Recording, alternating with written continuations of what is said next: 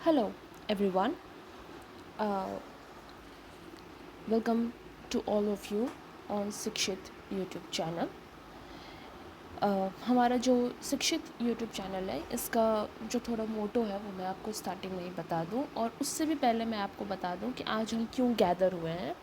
हम लोग यहाँ गैदर हुए हैं लेक्चर के लिए, और ये जो लेक्चर होगा ये आपका यूपीएससी ईपीएफओ के अकाउंटिंग सेक्शन को लेकर होगा। बहुत सारे लोग होंगे जिन्हें यूपीएससी ईपीएफओ के बारे में पर्टिकुलरली नहीं पता होगा। मैं एक और छोटा सा वीडियो इसके लिए अपलोड करूँगी। वहाँ पे मैं आपको इसके पर्क्स एंड क्या काम होता है, किस तरीके से लोग यूपीएससी ईपीएफओ में जब इन्फोर्समेंट ऑफिसर बनते हैं तो वो क्या काम करते हैं, उनकी लाइफ क्या होती है, ये मैं आपको डेफिनेटली एक छोटा सा वीडियो में और बनाऊँगी, तो मैं आपको उसमें डेफिनेटली बताऊँगी। ओके, तो आज का जो लेक्चर है वो अकाउंटिंग सेक्शन का है। यूपीएससी ईपीएफओ में तीन सब्जेक्ट हैं जो इंडस्ट्रियल लेबर लॉस, अकाउंटिंग, ठीक है, और सोशल सिक्योरिटी, ठीक है। ये जो तीन लेक्चर्स हैं ना हमारे, दीज थ्री लेक्चर्स, मतलब sorry my bad, these three subjects are very important for UPSC EPFO. हम अभी अकाउंटिंग पढ़ रहे हैं, ठीक है। अकाउंटिंग के लेक्चर्स मुझे 10 से 12 लेक्चर्स लेंगे। आज का लेक्चर थोड़ा छोटा होगा क्योंकि ये फर्स्ट लेक्चर है शिक्षित का, the most first lecture of शिक्षित। तो मेरा ये प्लान है आपको पढ़ाते वक्त कि जब हम फर्दर प्रोसीड करेंगे तो हम 10 से 12 लेक्चर्स के अंदर में 10 से 12 अकाउंटिंग को ख़त्म करेंगे, ठीक है। और एक बात जो मैं आपको बता देना चाहती हूँ यहाँ, कि अकाउंटिंग कोई टफ़ सब्जेक्ट नहीं है, ठीक है। अगर आपके दिमाग में ये चीज़ें आ रही हैं ना, अरे यार ये तो बड़ा टफ़ सब्जेक्ट होगा, ये मैं कैसे करूँगा, मेरा कोई बैकग्राउंड नहीं है, या मैं कैसे करूँगी, मेरा कोई बैकग्राउंड नहीं है, let me tell you one thing, this one is not at all a tough one, ठीक है। जो हिंदी बैकग्राउंड वाले बच्चे हैं जिन्हें ये हमेशा शिकायत रहती है कि यार हिंदी में कंटेंट नहीं मिल रहा, हिंदी में कंटेंट नहीं मिलता, यार हिंदी में कंटेंट सच में अवेलेबल नहीं है। बट मैं आपको एक चीज़ यहाँ पे एक ग्रेसफुल एडवाइस देना चाहूँगी। मैं भी हिंदी मीडियम की स्टूडेंट रही हूँ। मैंने इंग्लिश मीडियम में स्विच किया था क्योंकि मुझे इंग्लिश मीडियम में पढ़ना था, मेरा इंटरेस्ट था। आप इंग्लिश मीडियम में स्विच नहीं करें इसका मतलब ये नहीं आप कहीं से भी छोटे हैं। पहले तो ये अपने अंदर से ये इन्फीरियरिटी ना निकाल दो, ठीक है। अब कंटेंट अगर हिंदी में कोई बता रहा है आपको, तो कंटेंट क्या लिखा है उससे ज़्यादा आप अपने नोट्स पे फोकस करेंगे, ओके। आपने अपने नोट्स पे फोकस करना है। आप उस लेक्चर को सुनेंगे और आप नोट्स क्लियर करें। और ये इंग्लिश मीडियम वाले बच्चों के लिए भी है कि स्लाइड वगैरह तो आपको अवेलेबल हो जाते हैं, पर जो आप अपने नोट्स बनाते हैं वो बहुत अच्छा होता है। लेक्चर सुनते जाओ, बनाते जाओ। अगर 20 मिनट का लेक्चर हुआ मानो, अब ये शुरू में तो हम कुछ बातें कर रहे हैं, पर जो काम की चीज़ें होती हैं वो मुश्किल से रख लो कि 15 से 20 मिनट की होंगी, ठीक है। अगर 20 मिनट का लेक्चर है, साथ में नोट्स बनाते जाओगे तो 35 से 40 मिनट का एक्चुअल में लेक्चर होगा, उससे ज़्यादा का नहीं होगा। अगर आपको उससे ज़्यादा भी टाइम लग रहा है तो क्या बड़ी बात है, वो नोट्स कल को पढ़ के आपको जिस चीज़ को पढ़ने में 40-45 मिनट आपको लगे हैं, वो नोट्स पढ़ने में आपको सिर्फ 15 से 20 मिनट लगेंगे। सोचो आपका काम कितना आसान हो जाएगा, है ना। तो कभी भी अपने नोट्स बनाने से नहीं डरने चाहिए, क्योंकि आपको रिवीजन के वक्त ये बहुत अच्छा काम, रिवीजन के टाइम पे आप बार बार लेक्चर्स पे तो नहीं जाओगे ना, फिर लेक्चर पे आओगे, फिर यूट्यूब का कोई और नोटिफिकेशन आ जाएगा, फिर हम तो भी तो सभी तो मनुष्य है ना, और मनुष्य जो होता है वो तो भटकी आदमी होता है ना, तो फिर हम भटक जाएंगे। इसलिए इसलिए दोस्तों, हमने भटकना नहीं है, ठीक है। ये शिक्षित का लोगो भी मैंने डाल दिया कि इन केस अगर आप भूल जाएं तो आप जो ये लेक्चर देखा करेंगे वो इसी चैनल पे अपलोड हुआ करेंगे, 1-2 दिन के वेरिएशन में लेक्चर्स अपलोड हुआ करेंगे। अभी हम शुरुआत कर रहे हैं, हमारी स्पीड और तेज़ मैं करूँगी। फ़िलहाल हम अकाउंटिंग से स्टार्ट कर रहे हैं, साथ में हम आईएल का भी या फिर सोशल सिक्योरिटी कोई एक सब्जेक्ट होगी जो ऑल्टरनेट डेज पे हम डालना शुरू करेंगे, ठीक है। अब आप बोलोगे बाकी सब्जेक्ट्स जो होते हैं, जो पॉलिटी होते हैं, हिस्ट्री होती है या इको होती है, ज्योग्राफी वगैरह भी होती है, है ना। तो आप इसका क्या करोगे, या करंट अफेयर का क्या क्या करना है। तो यार सुनो, करंट अफेयर वगैरह ये जो सारी चीज़ें हैं, ये बाकी सब्जेक्ट्स जो है ना बथेरे अवेलेबल है यूट्यूब पे चैनल, आपको वहाँ फ़िलहाल मिल जाएंगे। ये जो 3 है ना, ये आपको नहीं मिलेंगे, ये तीनों आपको नहीं मिल रहे हैं। और ये सत्य वचन है भाई साहब, इन तीनों को खोजने में मेरी जान निकल गई थी, ठीक है। और रही बात सब्जेक्ट के हार्ड होने की या नहीं हार्ड होने की, तो मैं आपको बता दूं, सब्जेक्ट हार्ड नहीं है, नहीं है सब्जेक्ट हार्ड। मैं सही बता रही हूँ, इन तीनों में से कोई भी सब्जेक्ट हार्ड नहीं है।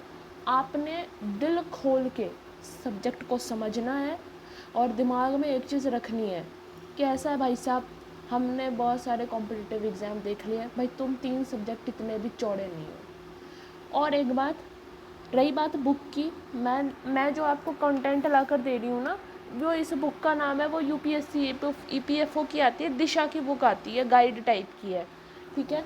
देखो मैं बहुत भटकी हूँ, मैंने सारे कंटेंट जमा करने के लिए मैं बहुत भटकी हूँ, तो मैं इस बुक पे इसलिए आपको बोल रही हूँ कि एक कहीं से पढ़ लोगे ना, उसके बाद कोई क्लास देखते हो ना, या मानो आपने कोई क्लास देख ली और फिर उसको पढ़ लिया, इसका फ़ायदा पता है क्या होता है, इसका सबसे बड़ा फ़ायदा ये होता है ना कि आपको ये सेटिस्फेक्शन लगती है कि नहीं, मैंने इसको कहीं से पढ़ भी लिया है, अब मैं इसका नोट्स भी बना ले रहा हूँ। या तो बुक में ही एक्स्ट्रा पॉइंट्स नोट कर देना, ठीक है। और बुक्स नहीं मिलती है तो जो मैं पढ़ा रही हूँ वो एग्जैक्टली उसी बुक से है, ठीक है। तो इतना लोड लेने की ज़रूरत नहीं है कि अभी बुक भी खरीदना पड़ेगा, कोई ज़रूरत नहीं है बुक खरीदने की। यहाँ पे मैं समझा रही हूँ, इसे समझ लो। और इतने शानदार दिमाग के साथ पैदा हुए हो धरती पे, तो भैया इस्तेमाल भी करेंगे हम इसका, है ना।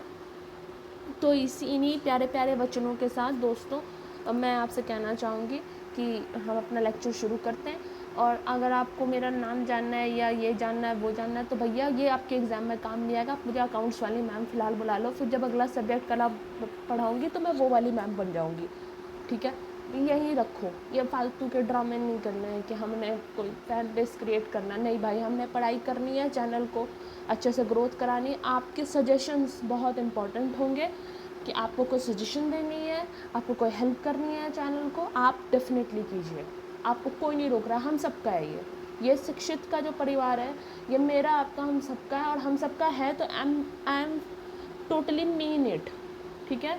मैं फ़िलहाल अभी इसका ईमेल आईडी वगैरह सब क्रिएट करके मैं नेक्स्ट लेक्चर में टेलीग्राम चैनल वगैरह डाल दूँगी, आप फिर वहाँ पे डायरेक्ट कांटेक्ट कर सकते हैं। आपको कोई मैसेज देना हो या कुछ पूछना हो तो वही कमेंट में पूछ लो, इतना टाइम बर्बाद करने की ज़रूरत नहीं है सोशल मीडिया पे, है ना। तो कमेंट में पूछ लिया करना सवाल, मैं जवाब दे दिया करूँगी, ठीक है। हमारी जो टीम है उसमें जो भी लोग हैं, जिसको जो मौका मिलेगा दे दिया करेंगे। तो हम लोग बहुत डिटरमाइंड है कि भाई हमने अभी यूपीएससी ईपीएफओ के लिए स्टार्ट करा है। प्लान है कि नर्सरी से लेके जहाँ तक भी जो भी जाती है चीज़ें, हमने कोशिश करनी है कि कंटेंट अवेलेबल हो, क्योंकि नाम शिक्षित रखा है तो हमने लोगों को शिक्षित करना है। और ऐसा कोई फाइनेंशियल मोटिव नहीं है हमारा क्लियर कट मोटिव है, जिनने पढ़ना है उनने असुविधा नहीं होनी चाहिए, है ना। तो चलो भैया, इसी के साथ ओम श्री गणेशाय नमः करते हैं। हाँ, ये अपना फर्स्ट लेक्चर हो गया। ये चैनल का अपना लोगो हमने बना लिया था, पैसे नहीं थे तो हमने खुद ही कर लिया, तो देखो कितना ठीक ठाक ही बना दिया हमने। हमें भी कुछ नहीं आता, मुझे ये सब्जेक्ट नहीं आता था, हमने पढ़ा, हमने 3-4 बार इसको पढ़ा, समझ में हमें लगा कि भैया तो बहुत ईजी है, इसका तो हवा बना रखा है। अब देखो, हमने कभी ज़िंदगी में पेंटिंग नहीं करी, कभी हमने रंग नहीं छुआ, अब देख लो कर लिया ना, कुछ ना कुछ तो सब कर ही लेते हैं, तुम भी कर लोगे, है ना। तो भैया आज की कंटेंट लिस्ट क्या होने वाली है, आज होगा व्हाट इज़ अकाउंटिंग। अकाउंटिंग होता क्या भाई, सब्जेक्ट क्यों बनाया है इस धरती पे इस सब्जेक्ट को, यह हमें पता चलेगा आज, ठीक है। इसका मीनिंग क्या है, ठीक है, इसका प्रोसीजरल एस्पेक्ट क्या है, मतलब अकाउंटिंग बढ़ती कैसे है आगे, ठीक है। अब हर स्टेप का ना, मतलब जो प्रोसेस है ना, उसका कुछ डेफिनेशन हो रखा है यहाँ पे, ठीक है। कोई दिक्कत नहीं है, रटने वटने में भी कोई दिक्कत नहीं होगी तुम्हें रटना ही नहीं पड़ेगा। तुम बस 2-4 बार मेरी बात ध्यान से अच्छे से कान खोल के दिमाग खोल के सुन लो, तुमने कुछ नहीं करना भाइयों, है ना। तुम अपनी जितनी इंग्लिश वाले बच्चे हैं सब यहाँ पे ध्यान से सुनेंगे, ठीक है। डेफिनेशन हमने कर लेना and then you will done for today's class. आज की क्लास के लिए हमने इतना ही हलवा पकाना है, ठीक है। चलो भैया आगे चलते हैं। अब डेफिनेशन क्या है अकाउंटिंग के, ठीक है। Accounting is the language of business, ठीक है। लैंग्वेज ऑफ बिजनेस का मतलब क्या हुआ, तुम सोच के देखो, एक बार सोचो, इसको छोड़ दो, इसको भी मत पढ़ो। अब तुम सोचो कि अकाउंटिंग जो शब्द होता है, जो खाता वाली हम बात करते हैं कि भाई इस चीज़ का खाता एक होना चाहिए या इस चीज़ की एक अकाउंटिंग होना चाहिए, तुम सोच के देखो कि क्या हो सकती है। ठीक है, एक बार अपने दिमाग में सोच के देखो, थोड़ा सा 2 मिनट का पॉज लेते हैं, तुम सोचो। ठीक है, अब चलो, अब वापस आ जाओ तो कंटेंट पे।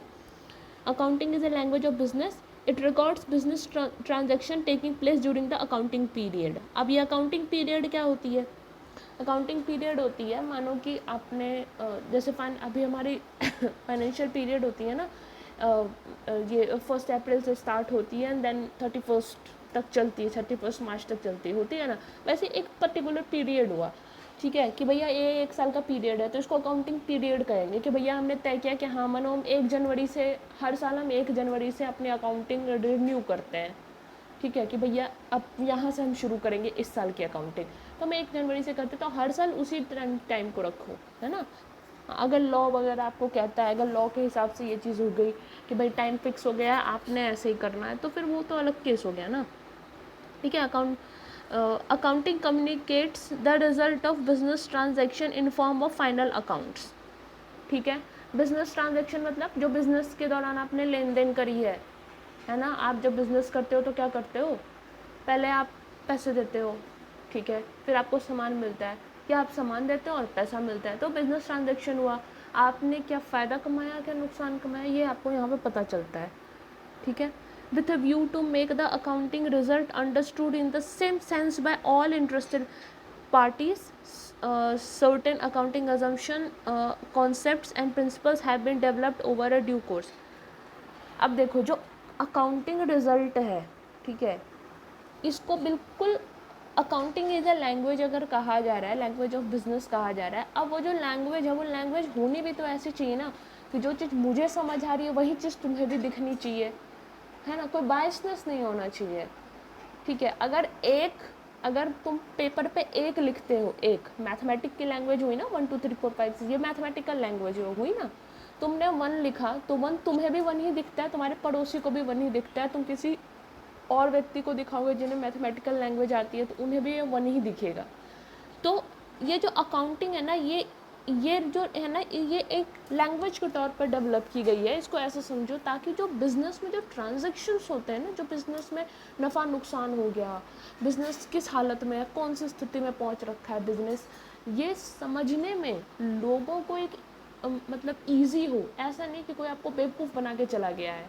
ठीक है, तो अकाउंटिंग वही काम करता है कि आपको एक कन्वीनियंस देता है कि नहीं, अगर इस बंदे को समझ आ रहा है कि तेरे बिजनेस में नुकसान चल रहा है, तो तुम्हें भी यही बात समझ आएगी कि तुम्हारे बिजनेस में नुकसान चल रहा है, बस तुम्हें न्यूट्रल ही रखना है अपना, कि हाँ भाई ऐसा नहीं है मेरा बिजनेस है तो नहीं यहाँ पे ये गलत हो गया, वहाँ पे चीटिंग हो गई, ये ऐसा नहीं होता।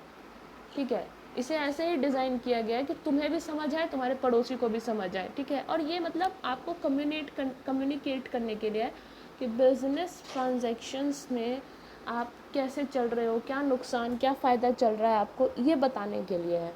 ठीक है, अब इस लैंग्वेज को, जैसे इंग्लिश में क्या होता है किसी लैंग्वेज को जब आप विस्तृत करते हो, तो जब आप लैंग्वेज को जब विस्तृत करते हो आप, तो आप समझ के देखो कि जो सारे लोग होते हैं, ठीक है, जो सारे लोग होते हैं जो इंग्लिश को पढ़ते हैं, उनके लिए noun, tense, pronoun, adjective, adverb, ये सारी चीज़ें क्या है, ये एक तरीके से प्रिंसिपल है, गाइड है, जो उनको हेल्प करती है उस लैंग्वेज को समझने में। राइट, बिल्कुल वैसे ही कुछ accounting assumptions, concept, principles develop किए गए हैं over a course period of time, कि भैया ऐसा है कि आपको ये अकाउंटिंग लैंग्वेज समझनी है, आपको अपने बिजनेस की हालत जाननी है, तो आपने ये चीज़ें हैं, कॉन्सेप्ट, अजम्पशन, प्रिंसिपल, ये आपने पता होना चाहिए, तो आप इजीली समझ पाओगे, है ना। तो आपने डेफिनेशन ऑफ अकाउंटिंग समझ ली कि ये एक लैंग्वेज ऑफ बिजनेस है जो कि आपको कम्युनिकेट करता है कि आपके बिजनेस के क्या हालचाल चल रहे हैं। ठीक है, आप जो इंटरेस्टेड जितनी भी पार्टीज़ हैं उनको सेम ही समझ आएगी वो लैंग्वेज, अगर उनको वो लैंग्वेज अच्छे से आती है, यानी अकाउंटिंग जिन्हें आती है उनको जो मैसेज एक बंदे को समझ आ रही है वही मैसेज उस दूसरे अकाउंटिंग सीखे हुए बंदे को भी समझ आएगी, कुछ डिफरेंस नहीं होगा। ठीक है, चलो नेक्स्ट। अब मीनिंग क्या है, मीनिंग ऑफ अकाउंटिंग। ठीक है, देखो ये जो 1941 में क्या हुआ था कि American institute of certified public accounts जो है, इन्होंने अकाउंटिंग को फिर से डिफ़ाइन किया। बोला भैया ऐसा है, हमने थोड़ा सा बेहतर तरीके से इसको डिफ़ाइन करना चाहिए। ठीक है, कि अकाउंटिंग आखिर होता क्या है, अकाउंटिंग क्या है, होता क्या है अकाउंटिंग में। ठीक है, अकाउंटिंग है आर्ट ऑफ रिकॉर्डिंग।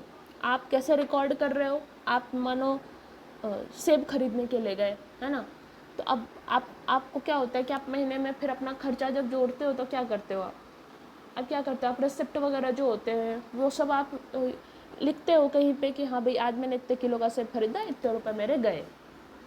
ठीक है, इतने रुपए गए, इतने किलो का सेब आया, ऐसे ही लिखते हो ना। यह रिकॉर्डिंग हुआ, आपने रिकॉर्ड करा उस चीज़ को, क्लासीफाई किया कि हाँ भाई जो मेरे खाने पीने की चीज़ें हैं उसका खर्चा एक तरफ, बिजली बिल एक तरफ, आपका जो सारा और मेडिकल का सामान है वो एक तरफ, तो आपने क्लासीफाई कर दिया उस खर्चे को पहचान के, है ना। फिर आप समराइज़ करते हैं कि हाँ भाई ये टोटल खर्चा खाने का इतना हो गया, टोटल बिजली बिल ये चला गया, हेल्थ पे इतना लग गया, पार्किंग पे इतना लग रहा है, ये आपने समराइज़ कर दिया, है ना। अब वो पूरा थोड़ी ना कोई पड़ेगा, आप समराइज़ कर दो कि हाँ भाई टोटल इतना खर्चा इसको लगा है इस चीज़ में।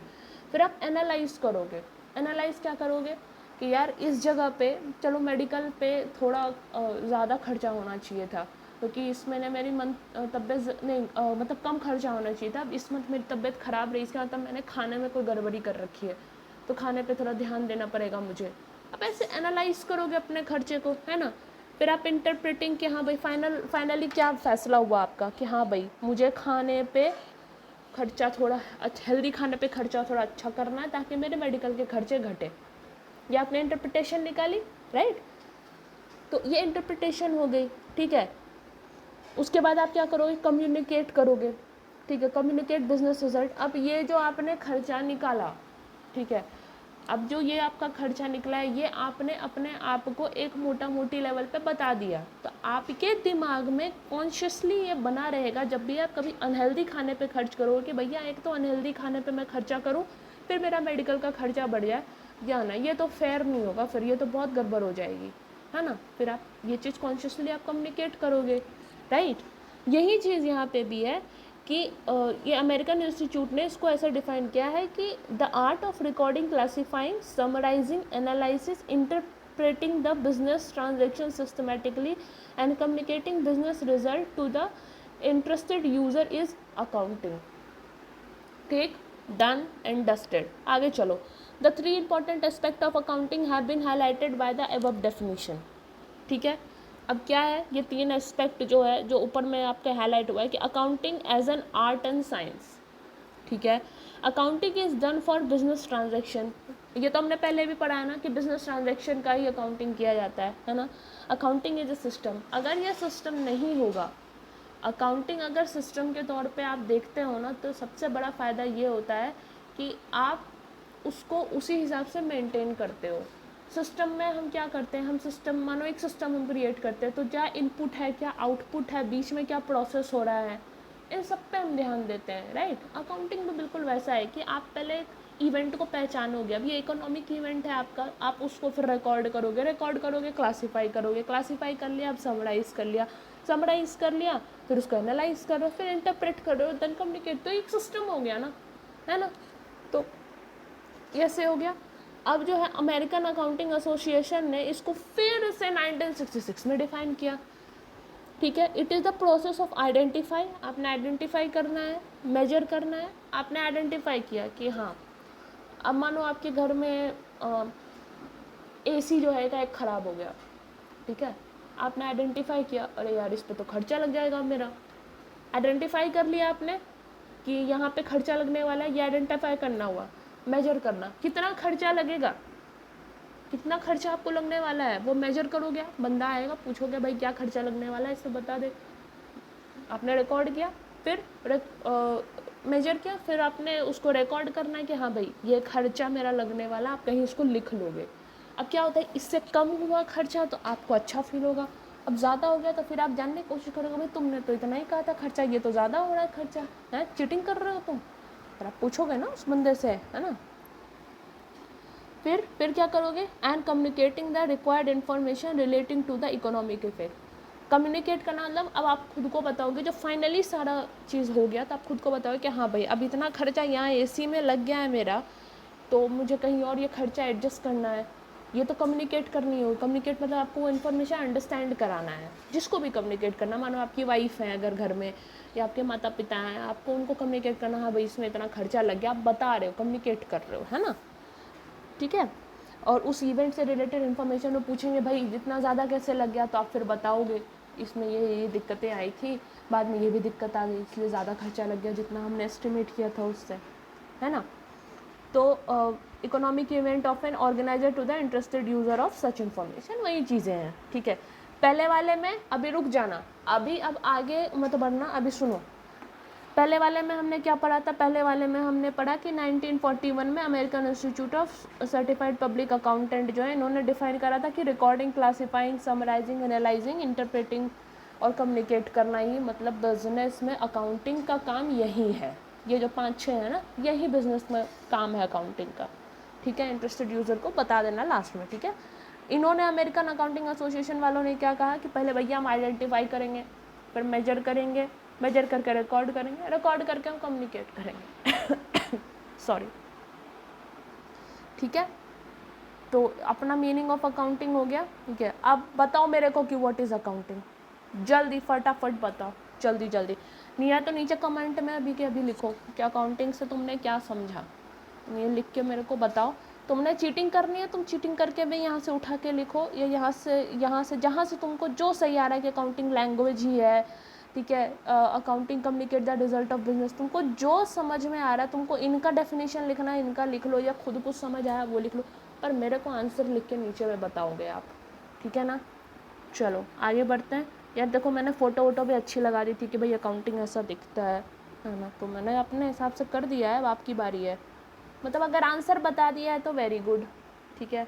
आंसर नहीं बताया है तो तुमने चीटिंग करना भी नहीं सीखा, फिर थोड़ी चीटिंग करना ही सीख लो पीछे जाके, है ना। तो वेरी गुड वाला ये तमगा उसी को मिल रहा है जो कि आंसर दे रहे हैं, है ना, सबको नहीं मिल रहा है। जिसको चीटिंग करना नहीं आ रहा पीछे से उनको नहीं मिल रहा है, फिर से लेक्चर सुन के समझ के फिर से भी आंसर दे रहे हो तो भी वेरी गुड, ठीक है, ठीक है। चलो आगे बढ़ते हैं हम, है ना।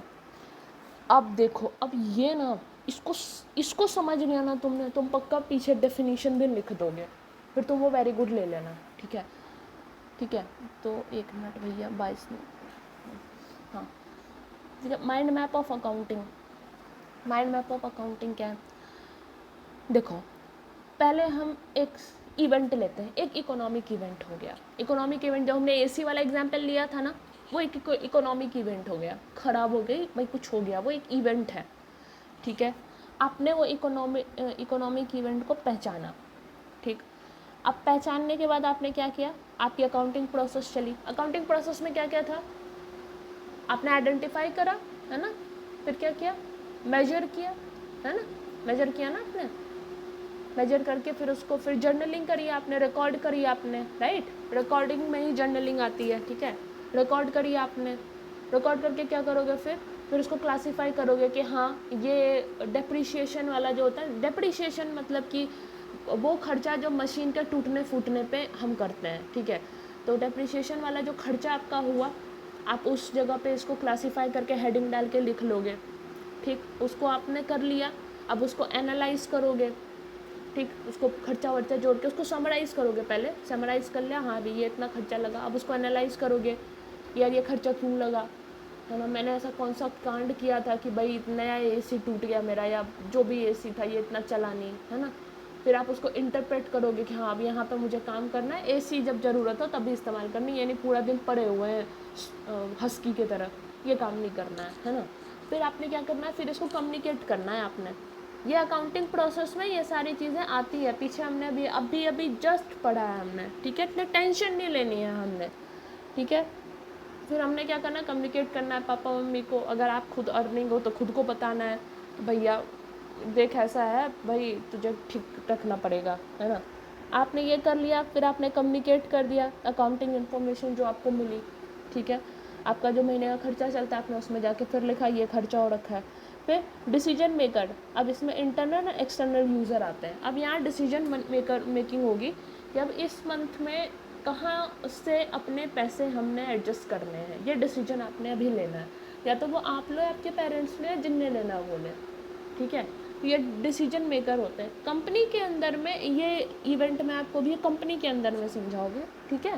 तो डिसीजन मेकर लोगे, फिर आप एक एक्शन लोगे, ठीक है, कि भाई अब इस जगह से हमने खर्चा बचाना है। यानी कि मानो कोई छोटी सी आप आउटिंग रखने वाले थे संडे को, चीट डे आजकल चलता है ना, जो डाइट करते हैं उनका, मानो चीट डे रखने वाले थे, वो भी एक इकोनॉमिक इवेंट होने वाला था। तो बड़ा इकोनॉमिक इवेंट, पिज़्ज़ा खाने के बजाय आप कहीं छोले भटूरे खा के काम चला लोगे, है ना, तो वो भी एक इकोनॉमिक इवेंट हो जाएगा।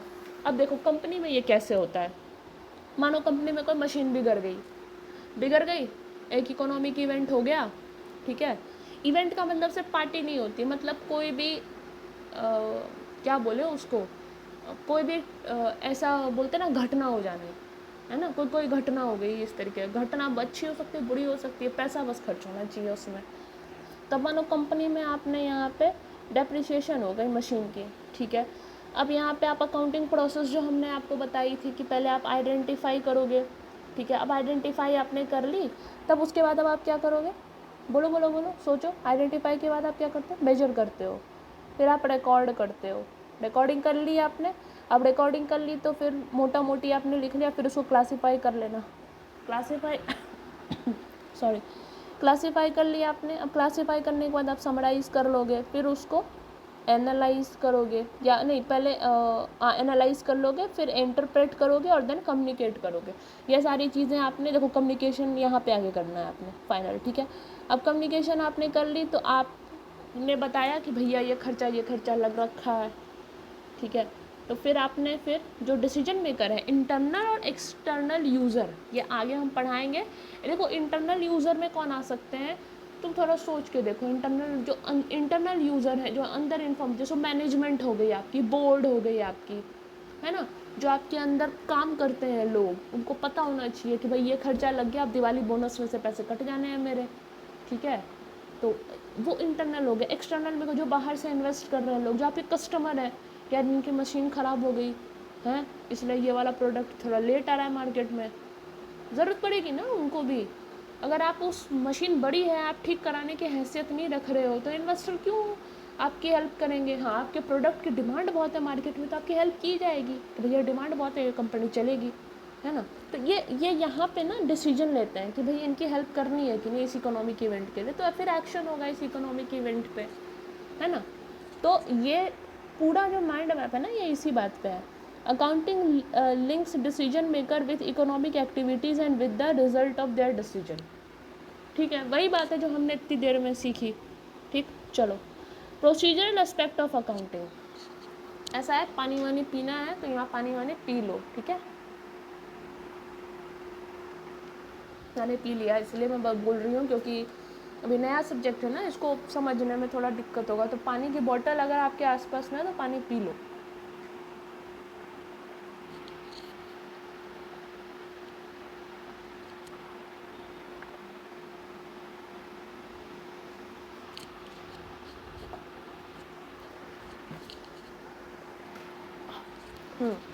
लिए पानी, चलो वापस आ जाओ, चलो चलो अच्छे बच्चा। प्रोसीजरल एस्पेक्ट ऑफ अकाउंटिंग, ठीक है। प्रोसीजरल एस्पेक्ट क्या हो सकता है अकाउंटिंग का, प्रोसीजर ऑफ अकाउंटिंग, अकाउंटिंग का प्रोसीजर क्या है ना। ऊपर हम थोड़ा मोटा मोटी पढ़े थे, अब अकाउंटिंग का प्रोसीजर होता क्या है, ठीक है। जनरेटिंग फाइनेंशियल इन्फॉर्मेशन, ठीक है, हमने तो यही करना, फाइनेंशियल इन्फॉर्मेशन जनरेट करना अकाउंटिंग से। और दूसरा क्या होता है, यूजिंग द फाइनेंशियल इन्फॉर्मेशन, आपने जनरेट करी फाइनेंशियल इन्फॉर्मेशन, फिर आपने उसका इस्तेमाल करा, यही तो करना होता है हमने, ठीक है। अब कैसे करते हैं, रिकॉर्डिंग, ठीक है, क्लासीफाई करेंगे, समराइज करेंगे, एनालाइज करेंगे, इंटरप्रेट करेंगे, कम्युनिकेट करेंगे, ठीक। अब जो ये सारे जो है ना, इनके डेफिनेशन है, बड़े इजी से हैं और यूँ समझ में आ जाएंगे एकदम चुटकी में। तो एकदम ध्यान से दिमाग खोल के सुनो, और जहाँ ज़रूरत लग रही होगी ना कि नोट्स में लिखना, वहाँ वीडियो पॉज करके लिख भी लिया करो, है ना। चलो एक बार सोच के देखो कि what is recording, and try करो, थोड़ा सा सोचो कि रिकॉर्डिंग क्या हो सकती है। मैंने बीच बीच में हिंट भी दे रखा है रिकॉर्डिंग में क्या करते हैं हम। सोचो, मेरे हिसाब से अगर तुम मुझसे पूछो, मानो मैं मोटा मोटी बताऊं, जब मुझे नहीं पता था ना रिकॉर्डिंग का, मुझे लगता था कि यार कहीं कुछ तो लिखते होंगे कि मतलब मैंने आम खरीदा, केला खरीदा, ये खर्चा हुआ, ये सब मोटा मोटे लिखते होंगे। एंड समहाउ वो करेक्ट भी निकला थोड़ा बहुत। तो पढ़ते हैं, ठीक है। अभी ये जो सारे स्टेप है ना, ये फाइनेंशियल इन्फॉर्मेशन आप कैसे जनरेट करते हो उसके तरीके हैं, ठीक है। तो पहला क्या है अपना, recording. This is the basic function of accounting all business transaction of financial character. ये बेसिक फंक्शन है। पहली बात तो रिकॉर्डिंग सबसे बेसिक, सबसे पहली चीज़ तो आप यही करते हो, पेन और पेपर लिख के लिखते हो, ठीक है, या मोबाइल में लिखते हो, जैसे सही लगता है, तो बेसिक है। सारा जो बिजनेस ट्रांजेक्शन है, जो फाइनेंशियल कैरेक्टर, यानी इससे पैसा आपका लग रहा है, ठीक है, पैसा लेन देन हो रहा है, जो आपको मॉनेटरी टर्म में आपको जो हिट कर रहा है ना, तो फाइनेंशियली आप पे इम्पैक्ट करेगा आपको, ठीक है। जो फाइनेंशियल कैरेक्टर के होते हैं, वो जो बिजनेस ट्रांजेक्शन्स होते हैं, ठीक है, उनको यहाँ पे आपने लिखना है, ठीक है। एज एविडेंस बाय, मतलब इसमें आपको जो एविडेंस जो होंगे ना इसमें कि भाई मेरा ये खर्चा हुआ, तो क्या होगा, जो सेल्स बिल आपके हैं वो आप इसमें अटैच करोगे, जो पासबुक हुआ, जो सैलरी हुई, स्लिप होगी आपकी, सैलरी स्लिप जो हुई ना, तो कि हाँ मैंने इतनी सैलरी आपको पे करी है, वो सारी चीज़ें ना आप लिखोगे। वो सारी चीज़ें आप स्टेपल मार के आप अपनी बुक में लिखोगे, ताकि जब बाद में आप पूरा प्रोसीजर फाइनल कर रहे हो तो ये सब आपके एविडेंस हो कि हाँ ये भाई ये एविडेंस है। या कल को मानो कि कोई टैक्स वो करने आते हैं ना, उन लोगों को वो एविडेंस दिखे कि नहीं नहीं ये बड़े जिम्मेदार किस्म की कंपनी है भाई, इनके पास सारे स्लिप वगैरह है ना, तो ये आपकी एविडेंस है। Are recorded in the book of account, ठीक है। Recording is done in a book called journal. Very very very important point, ये क्वेश्चन पूछा जाता है कि रिकॉर्डिंग कहाँ की जाती है, जर्नल में की जाती है, इसको जर्नलिंग भी कह सकते हो तुम, है ना। जर्नल में, जर्नल मतलब जो पहली वो जो कॉपी आप लेके जा रहे हो ना, तो रिकॉर्डिंग जब आप करते हो ना तो उसको आप जर्नल की तरह ट्रीट करते हो। आगे और भी चीज़ें हैं, नाम चेंज हो जाएंगी उसी कॉपी की। जर्नल, दिस बुक में further be divided into several subsidiary book according to nature and size of business. अब आपने एक मार्केट गए तो आप पूरा का पूरा खाता लेके तो नहीं घूमोगे, एक कॉपी लेके घूमोगे, है ना, वहाँ आप लिखोगे और जर्नलिंग करोगे, वहाँ रिकॉर्ड करोगे, ठीक है। ये आपने कर लिया। तो recording the nature of the size of book, मतलब वही है कि एक कॉपी आपकी होगी, वो जर्नल आपने ली, उस कॉपी को फैंसी नेम में जर्नल बोलते हैं, अकाउंटिंग के नेम में जर्नल बोलते हैं। उसमें जब आप लिखते हो, स्टेपल वगैरह करता है, ये स्लिप हुई, ये स्लिप हुई, मैंने यहाँ खर्चा करा, आपका एक मेंटेन रहता है कि हाँ मैंने इतना खर्चा यहाँ करा हुआ है, ठीक है। तो एक तरीके से रिकॉर्डिंग में आप यही करते हो, तो एक कॉपी आपकी होती है, आप कॉपी में आपने मोटा मोटी लिख लेना है, ना कि आप पूरा पोथा लेकर घूमोगे, ठीक है। तो रिकॉर्डिंग हमारा हो गया, आप यहाँ पे जर्नल का यूज़ कर रहे हो। अब ये क्लासीफाइंग हम यहाँ पढ़ेंगे, समराइजिंग पढ़ेंगे, एनालाइजिंग पढ़ेंगे, ठीक है। मेरे बात बिल्कुल ध्यान से सुनना, बड़ा इंपॉर्टेंट टॉपिक चल रहा है अभी। क्लासीफाइंग, क्लासीफाइंग में क्या है, classification is concerned with the systematic analysis of recorded data, ठीक है। क्लासीफाइंग में जो आपने रिकॉर्ड करा था ना जर्नल में डाटा, आप उसको सिस्टमेटिकली एनालाइज करोगे with a view to group transaction और entries of one nature at one place so as to put information in compact and usable form. ना फैंसी लिख लिया है, हाँ। आप इसमें क्या करोगे कि जैसे मैंने आपको बताया था ना, वो आप उसको डिवाइड कर लोगे थोड़ा। क्लासिफाइंग का मतलब क्या होता है, थोड़ा थोड़ा डिवीजन वाला ही होता है ना, कि हाँ भाई इसको मैंने इस खर्चे को एक साथ क्लासीफाई कर दिया, जो खाने के ऊपर सारा खर्चा एक साथ कर दिया, जो रॉ मटेरियल में लगा एक साथ कर दिया, जो फिर मेरा जो फंक्शन हमने किया कंपनी में उसको एक साथ कर दिया। यही करते हो ना, क्लासीफाई कर दिया ना हमने, यही किया ना आपने। और इसको इस तरीके से लिखते हो कि फिर वो यूजेबल फॉर्म में आप मतलब उसका इस्तेमाल हो सके, कि हाँ भाई आपने खाने का खर्चा देखनी कंपनी की, तो इस सेक्शन में चले जाओ, इस सेक्शन में सारे खर्चे लिखे हुए हैं, ठीक है। आपने खर्चा क्लासीफाई कर दिया। अब जो बुक कंटेंट या क्लासीफाइड इंफॉर्मेशन इसको लेजर, वहाँ जर्नल था, यहाँ लेजर हो। जो क्लासीफाइड इंफॉर्मेशन है ना, जो आपने अलग अलग की बुक के लिए हम ये वाला बुक रखेंगे तो वो लेजर कहलाएगा, क्योंकि उसमें आपने क्लासीफाई किया इन्फॉर्मेशन को। तो वो जो अलग की ना आपने क्लासीफाई करके कि खाने का खर्चा हम इस बुक में लिखते, वो लेजर है अब, ठीक है। जो आपने इवेंट के लिए खर्चा किया वो लेजर है अब, sorry. This book contain on different pages. This book contains on different pages individual account heads under which all financial transaction of similar nature are collected. ठीक, अब मानो एक ही बुक है, मानो कि ये जो लेजर वाली बुक है इसमें डिफरेंट पेजेस होंगे, इंडिविजुअल अकाउंट हेड्स होंगे और सारे financial transaction of similar nature are collected. मानो कि कॉपी जो आपकी लेजर है उसमें आपने हेडिंग डाल दी कि फॉर फूड एक्सपेंडिचर, ठीक है, पर डेप्रिशिएशन अगर मशीन में खराबी आई ना तो उसका खर्चा हम इसमें लिखेंगे। तो आपने जो ये वाला डिवीजन किया ना, ठीक है, ये जो सिमिलर काइंड के खर्चे हैं ना आपके, कि मानो एक बार एक मशीन टूट गई, कल वो कोई पंखा ख़राब हो गया, तो सारे खर्चे आप बिल्कुल वैसे ही क्लासीफाई करके लिखोगे, है ना। यही चीज़ इसमें कह रही है, लेजर ऐसा दिखता है। अब एग्जाम्पल भी दिया है, देखो इसने, there may be separate account heads for salaries, rents, print and stationery, advertising सबके लिए अलग अलग इन्होंने बना रखा है। All expenses under these heads after being recorded in a journal will be classified under separate head in the ledger. Separate head क्या होगा कि सैलरी में कितना खर्चा लग गया, रेंट में मेरा कितना खर्चा जा रहा है, प्रिंट में कितना खर्चा जा रहा है, स्टेशनरीज में कितना खर्चा जा रहा है मेरा, है ना। ये सबके तो अलग अलग हेडिंग होंगे ना लेजर के अंदर में। लेजर मतलब वो जो लेजर वाली बुक हमने बनाई है अलग से, है ना, क्लासीफाई वाले स्टेप में। This will help to find out the total expenditure incurred under each of the above heads. बहुत ईजी होगा भैया, खाने में इतना खर्चा चल रहा है, इतना खर्चा इवेंट में लग गया अपना, ये आपको ईजिली पता चल जाएगा, राइट। अब चले आओ समराइजिंग पे, थोड़ा जल्दी ख़त्म करते हैं, मतलब टॉपिक वगैरह अब ज़्यादा बड़े नहीं, आपने शुरुआत में समझ लिया ना तो अब आपको एकदम मक्खन की तरह अंदर जाएगा। और आप तो इंटेलिजेंट हो ही भाई, हैं, इंटेलिजेंट हो तभी तो पढ़ रहे हो इतनी अच्छे एग्ज़ाम के लिए। Summarising, it is concerned with the preparation and presentation of classified data in a manner useful to the internal as well as the external user, ठीक है। It is concern with the preparation and presentation of a classified data. जो आपने classified data किया ना उसी अब ये जो है ना उसको और बेहतर तरीके से समराइज़ करेगा इन अ मैनर जो कि इंटरनल और जो एक्सटर्नल यूज़र हमारे थे उनके काम आए। अच्छा, उनके काम क्यों आएगा?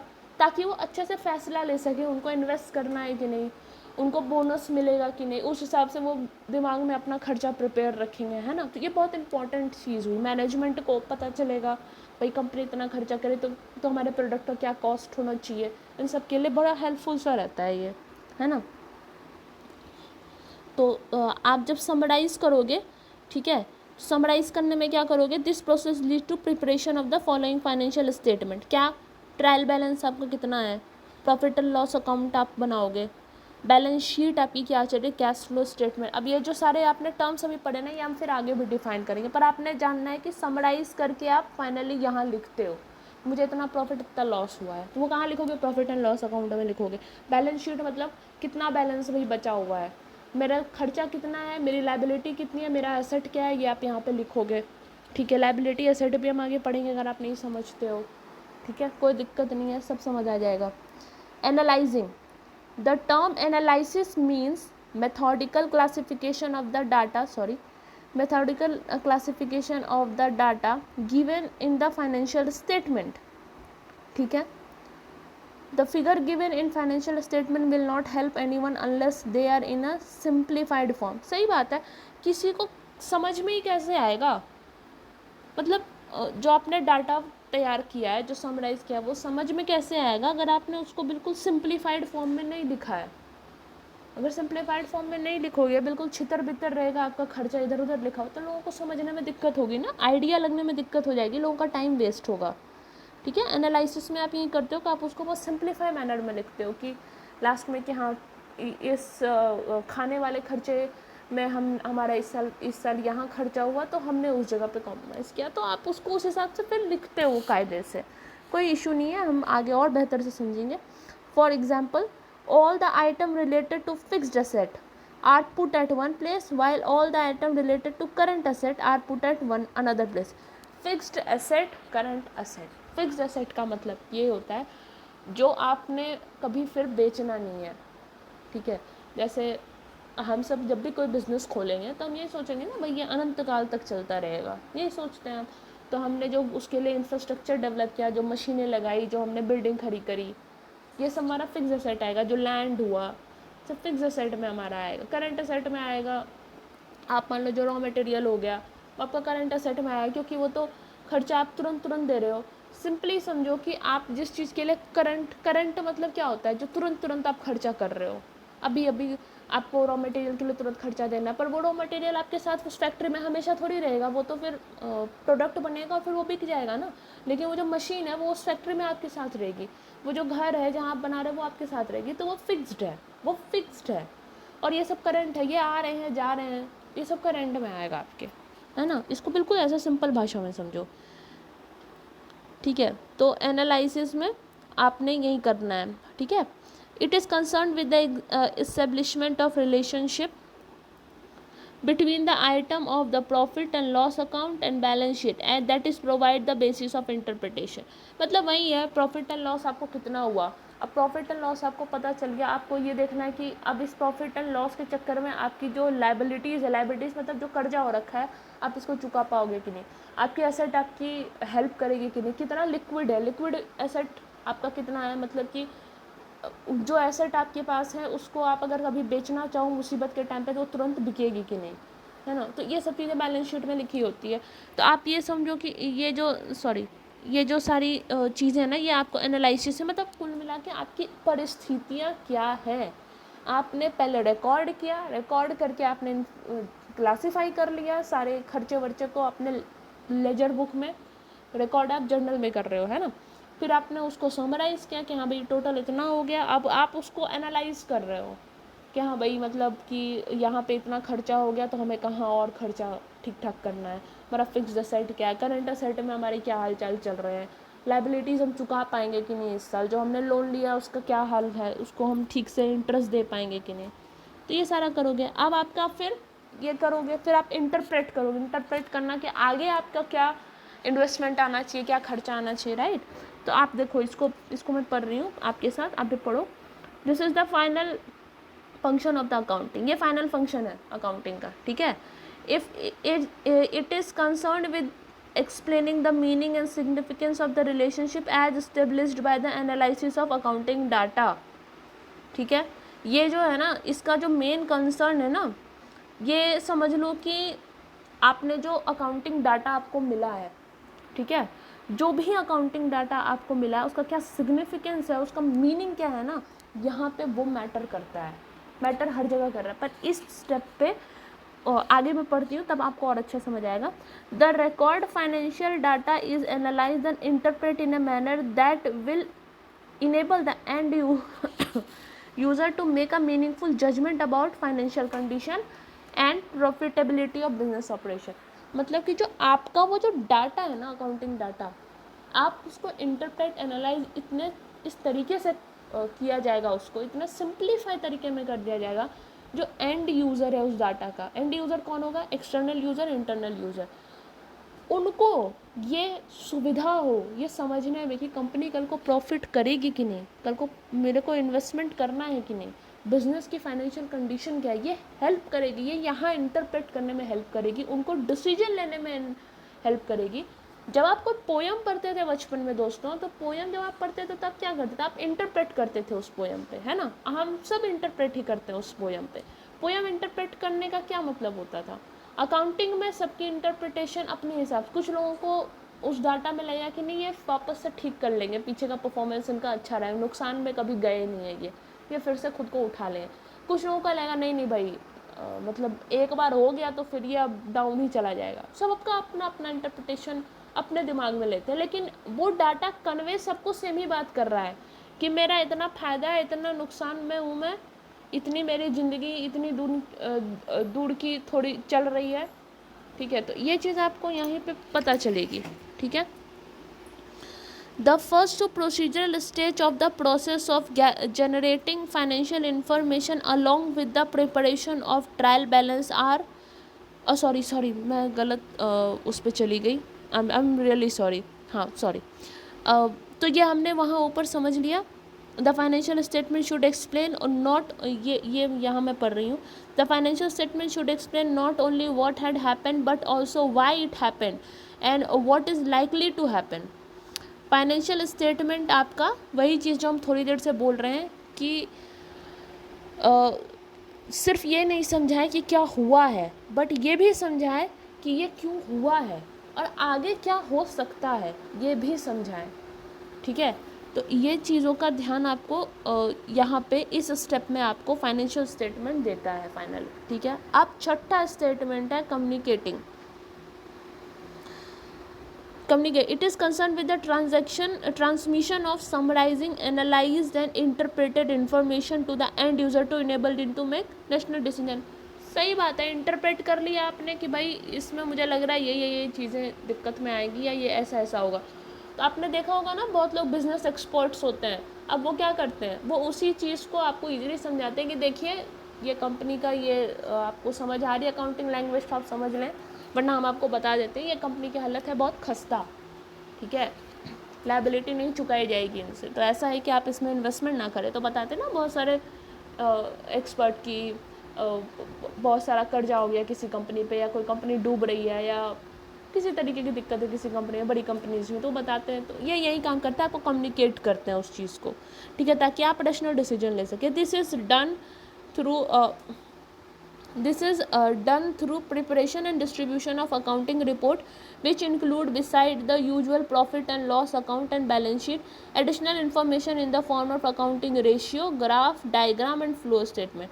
अब देखो ये जो इसमें है मतलब कि ये जो अकाउंटिंग की जो रिपोर्ट आपको इन्होंने दी है, इसमें बिसाइड्स यूजुअल जो प्रॉफिट एंड लॉस जो होती है ना वो, या बैलेंस शीट के साथ साथ जो एडिशनल इन्फॉर्मेशन होती है ना, वो अकाउंटिंग रेशियो या ग्राफ के तौर पे, ताकि और अच्छे से आपको समझा पाएँ कि हाँ भाई यहाँ से कंपनी का ग्राफ ऐसा जा रहा है, फिर इस साल अगस्त के महीने में इतना सही हुआ, फिर ऐसे गिर गया।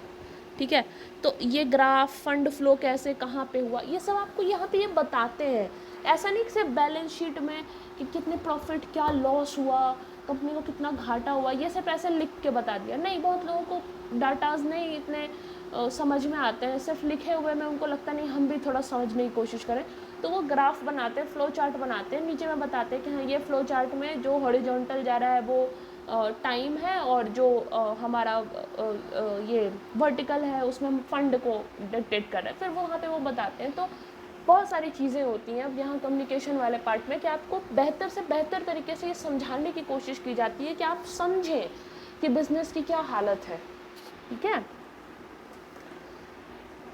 First two procedural stage of a process of generating financial information along with preparation of trial balance are covered under bookkeeping, while the preparation of financial statement and its analysis, interpretation and also its communication to the various users are considered as accounting stages.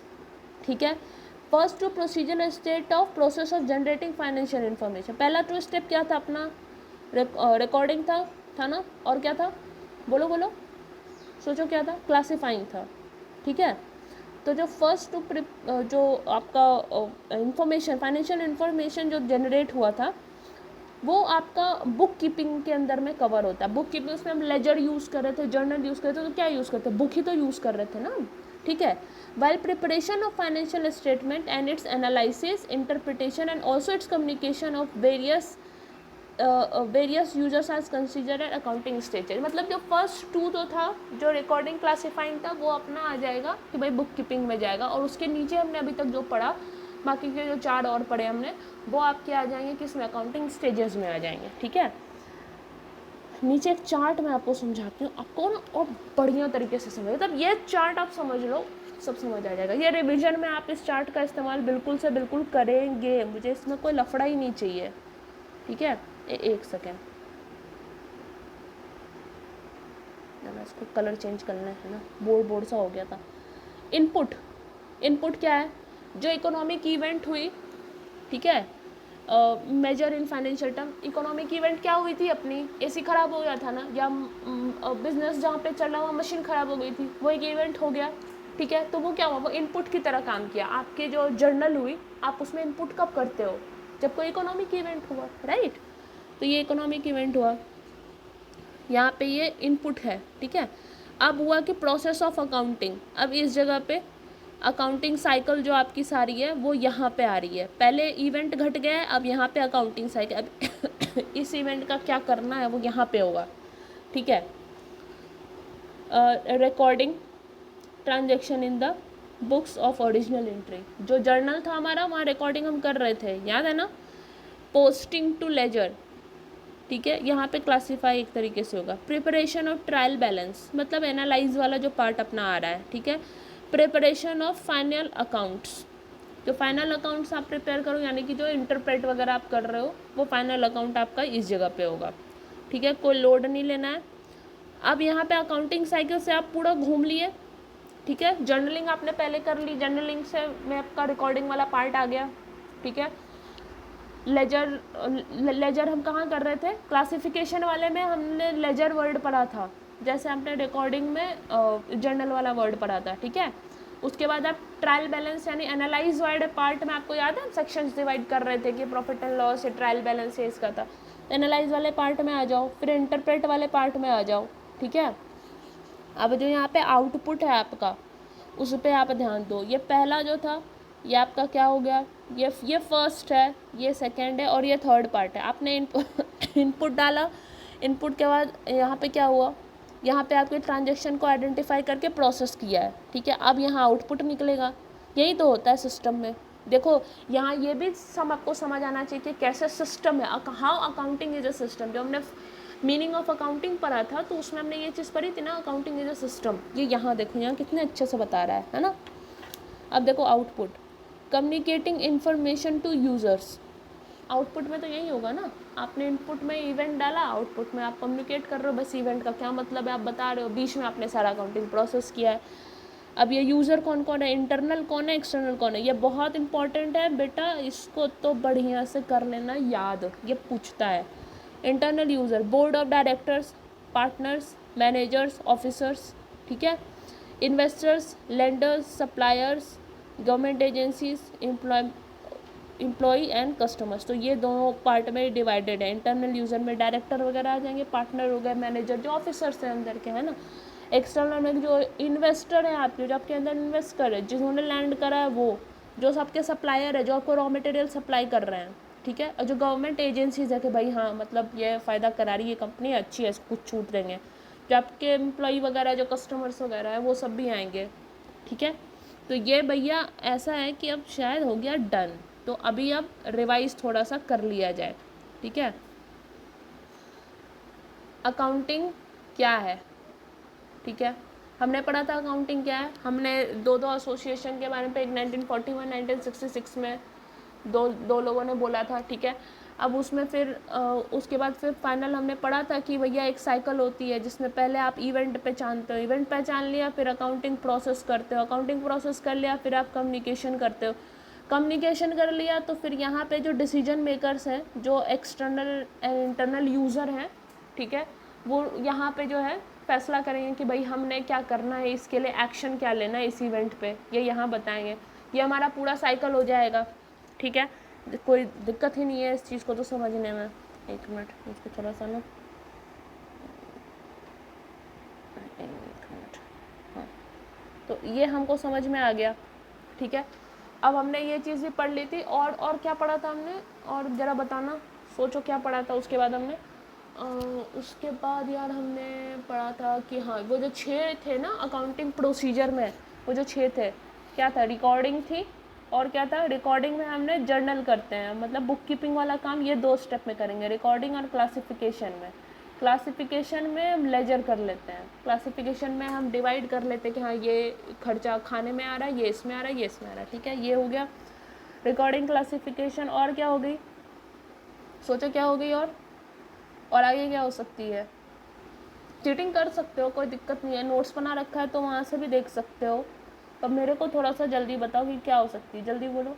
Recording, classification और, हाँ सोचो, सही जा रहे हो, summarise करोगे ना इस इंफॉर्मेशन को, फिर क्या करोगे, समराइज़ कर लिया तो फिर एनालाइज करोगे, एनालाइज कर लिया तो फिर इंटरप्रेट भी कर ही लोगे, इंटरप्रेट कर लोगे तो फिर फाइनली तुम कम्युनिकेट कर लोगे। इन सब का हमने डेफिनेशन समझ लिया था बढ़िया से, ठीक है। खुद भी पढ़ना, खुद पढ़ोगे और अच्छे से समझ में आएगी। मैंने पढ़ा दिया है, मैंने उसी चीज़ को पढ़ के सुना दिया है ताकि तुमको अच्छे से समझ में आए, वो बुक तुम्हें खरीदने की ज़रूरत ना पड़े। स्क्रीनशॉट ले लो फ़िलहाल अभी इस वीडियो का, तो अभी PDF पर मैं कहाँ डालूँ पता नहीं, पर मैं कोशिश करूँ कि मैं एक टेलीग्राम चैनल बना के उस पर डाल दूँ, ठीक है। तो ये आपका आज का पढ़ लिया। फिर आपने वो चार्ट पढ़ा फाइनली, जिसमें आप इनपुट देते हो, फिर प्रोसेस होता है, फिर आउटपुट आपको मिलता है। आउटपुट का यूज़ कौन करता है? External internal user. देखो ये ना सब्जेक्ट इजी है, ठीक है। आज थोड़ा टाइम लगा क्योंकि पहली क्लास थी, स्टार्टिंग में इंट्रोडक्शन देना हो गया तो थोड़ा टाइम लग गया। बाकी तो यार अब क्लासेस थोड़ी शॉर्ट होंगी। आज की क्लास आपकी थोड़ी लंबी चली जाएगी, 1 आध घंटे की हो जाएगी। अगली बार से मेरी कोशिश है कि मैं टाइम और घटाऊँ, 45-40 मिनट करूँ। पर ये चूँकि नया सब्जेक्ट है तो समझाना थोड़ा पड़ रहा है ना। धीरे धीरे मैं भी अपनी क्वालिटी इम्प्रूव करूँगी, आप भी अपने रिविज़न पे ध्यान देना, है ना। तो आज रिवाइज हो गया आपका, ठीक है। अकाउंटिंग क्या है, मीनिंग ऑफ अकाउंटिंग क्या है, प्रोसीजर क्या था और हर स्टेप का डेफिनेशन, ठीक है। अब बेटा ये तो मतलब ये हो गया। अब रिवीजन आपको खुद करना पड़ेगा और रिवीजन कर लेना। अभी मैंने आपको क्लास पढ़ा दी ना, है ना, पढ़ा दी क्लास, आपने नोट्स बना लिए होंगे, ठीक है। नोट्स बना लिए होंगे, साथ में नोट्स बनाते ही चले जाना। ज़्यादा फास्ट मैं अभी जा नहीं रही हूँ, जब मैं समझा रही होती हूँ ना, उस बीच में नोट्स लिखा करो थोड़ा सा और समझने की कोशिश भी किया करो। नहीं, जब मैं रीड कर रही हूँ तब किया करो, ठीक है। जब मैं समझा रही हूँ तो उसको ध्यान से सुना करो। तो ये आपका काम मैंने कर दिया है, बता दिया। अब रिवीजन यहाँ से बेटा आपको करनी है ना। तो भाई दोस्तों रिवीजन अच्छे से कर लेना, और नहीं करोगे तो एग्ज़ाम में पता है क्या होगा, मैं बताती हूँ क्या होगा। ये होगा, उठा लेड़े बाबा हो जाएगा। मैं बोलोगे कि भैया अब नहीं पढ़ा था, उस दिन पढ़ लेना चाहिए था।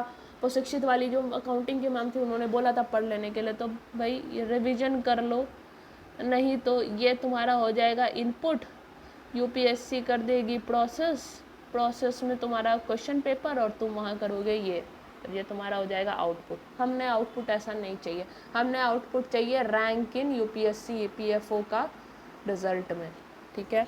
तो ये हमने नहीं करना है, बाबू भाई वाला काम नहीं करना है, ठीक है। तो एक और होमवर्क मैं आपको दे रही हूँ। चैनल नया है, हम सबका है, आपका मेरा सबका है। जल्दी आपको नेक्स्ट लेक्चर में डिस्क्रिप्शन बॉक्स में आपको मैं ईमेल आईडी और टेलीग्राम चैनल भी बता दूंगी, वहाँ अपने सजेशंस आप छोड़ सकते हो, ठीक है। ईमेल कर देना ज़्यादा अच्छा रहेगा। टेलीग्राम टाइम अभी फ़िलहाल सोशल मीडिया वगैरह में ज़्यादा इंडल्ज मत रहो। तो भाई सब्सक्राइब ज़रूर कर लेना, लाइक कर लेना, शेयर कर लेना, और कमेंट भी आपके बहुत वैल्यूएबल होंगे क्योंकि हमें इम्प्रूव करनी है। तो आप सजेशन कमेंट में भी लिख के दे सकते हैं, कोई दिक्कत नहीं है। हम पढ़ेंगे, हम उसे समझने की भी कोशिश करेंगे। तो ये आपका होमवर्क रह गया, और इतना तो कर ही सकते हो, है ना। तो अब हम जाएं, चलते हैं, है ना। हम चलते हैं, हम फिर मिलेंगे नेक्स्ट लेक्चर में बहुत जल्दी। एक या तो कल आपकी लेक्चर आ जाए या परसों आ जाए, पर जल्दी आ जाएगी। चलो बाय बाय करते हैं हम, टेक केयर। आप अपनी टेक केयर करो, है ना, और खूब पढ़ाई करना, ठीक है। पढ़ाई लिखाई अच्छे से होनी चाहिए, रिवीजन होनी चाहिए। और अभी अब चलो ठीक है, अभी जाते हैं हम भी, है ना, हमें भी थोड़ा सा काम पड़ गया है अभी। चलो ठीक है, bye bye, tata. Like share subscribe और अपने दोस्तों को भी बताइएगा, ठीक है, बाय।